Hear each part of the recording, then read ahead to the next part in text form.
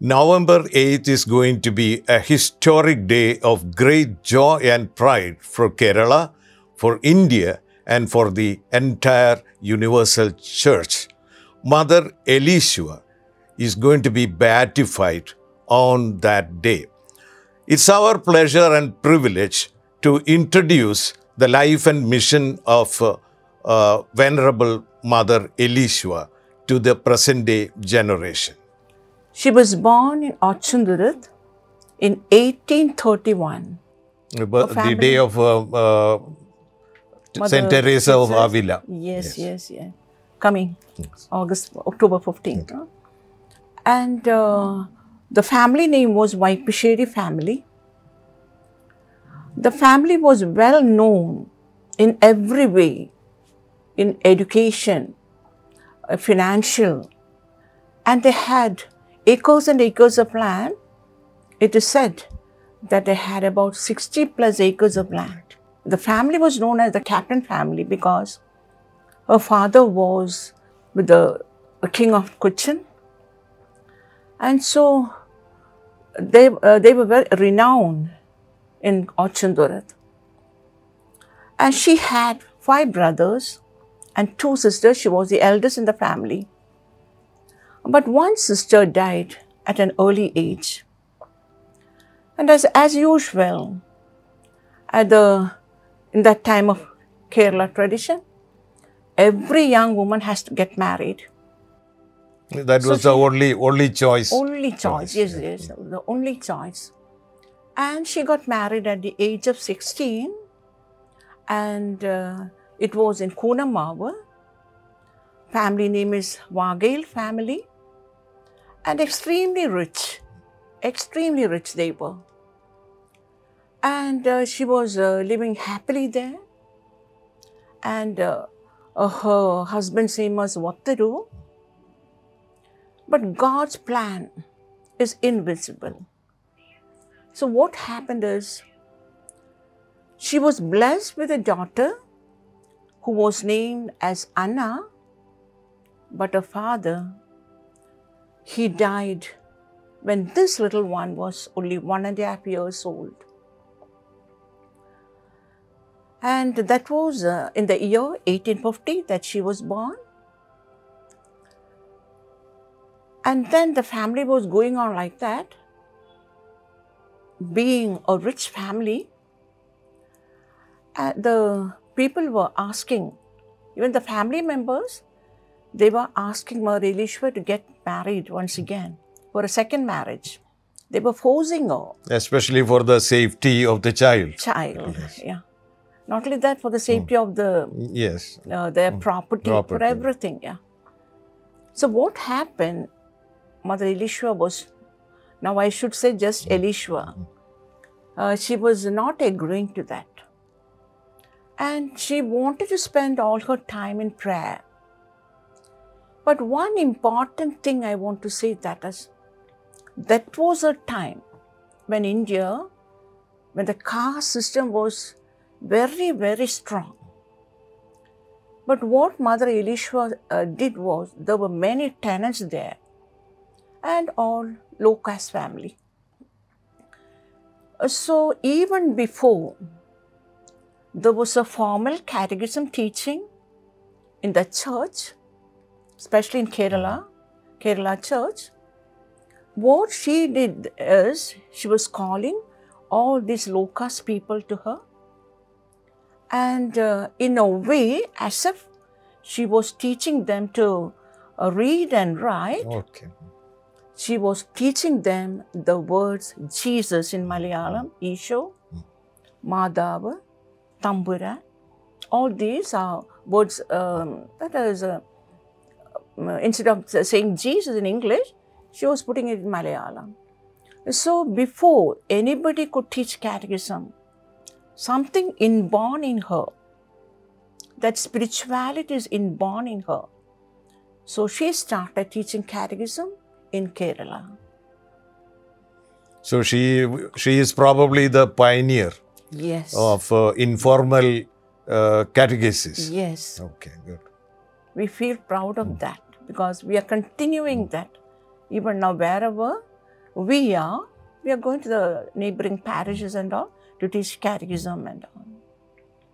So that is one focal point of your charism. Teaching. Yes, Okay, teaching right. charism, teaching catechism as Okay. well as in the school.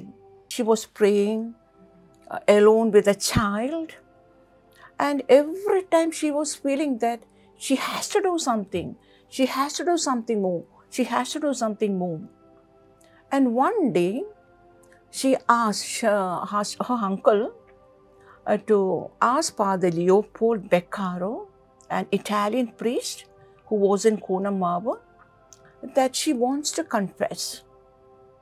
Why she said like that is because at that time, a woman speaking to a man was not that much allowed that time. So she wanted to talk to him in the confessional. That is why she says that she wants to make a confession. And during the confession, whatever she said, Father Leopold was able to scrutinize it, I will say, and find that it was actually the Teresian spirituality. And nobody told her about that. That was something God was giving to her through the Holy Spirit. And the Father said, okay, now I will be your spiritual director. And this happened in the year 1862. That day onwards, Father Leopold was her spiritual father. He was guiding her, hearing her confession, not only Mother Elishua, Anna's also, daughters also. Meanwhile, what happened is, Father Leopold used to go around the churches, to Ochandurutha, to other churches, to get the offerings for those things. Then that time, accidentally, without knowing what is happening in Connemara, with their own sister and niece, Teresa also went and asked him, I want you please be my spiritual director. And Father Leopold started guiding her, Teresa also, to guide her in her spiritual life. And this continued till 1866, 4 years. And 1866, on February 13th, our congregation, that was the day of the foundation of our the congregation. Yeah. And I am tempted to ask you, was she, did she have the fortune of having a formal education? How was she educated, Mother Elishua and this Theresia and all these people? I will say formal education because, the guru, the teacher was coming to their home. And all the children, her siblings too, they were given best education, I will say, because when we go through her writings, we have her writing, her spiritual diary, those things are with us. So when we see the handwriting, it is so beautiful. The Malayalam handwriting, even the English, Italian. I mean, being a very wealthy, affluent family, she was fortunate to have homeschooling, so to say. Homeschooling, yes. Okay. Yeah. Because probably that enabled her to take, because those years or in that century, women had absolutely no role in decision making. Yes. But we see Mother Elishua taking fundamental decisions and defending those decisions and convincing the truthfulness of that decision among her relatives, in-laws, everybody. That is how it was easy for her to, so she was educated. Even to the low-caste families. Yes. Low-caste people So also. she became an educator eventually. Okay. And then continue, sister. The congregation was founded in 1866. February 13th. February 13th. Okay. Then what was it was Carmelite spirituality or Carmelite charism. That was, that was the reading of Father Leopold. Yeah. I mean, what were the special ministries that were entrusted to you, or what were the things Mother Elishua did as a religious? So, as you asked, I will say, nothing was entrusted actually. Mother Elishua was the pioneer to bring out many things. Okay.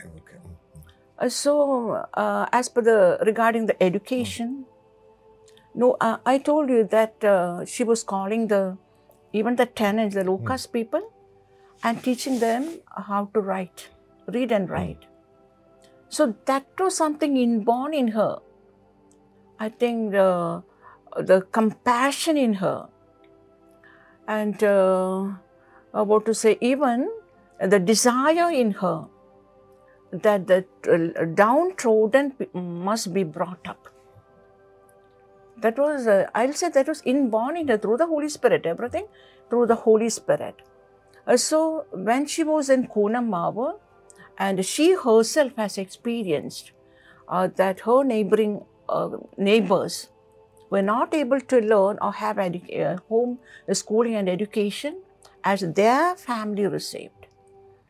So she was, as soon as the congregation was started, the next year itself, the school, boarding and orphanages were started.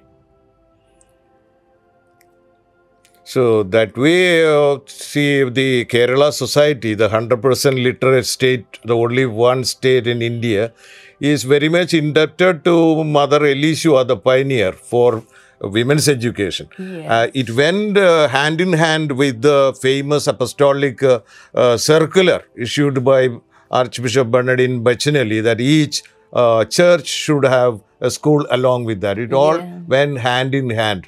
So it was an epoch-making period.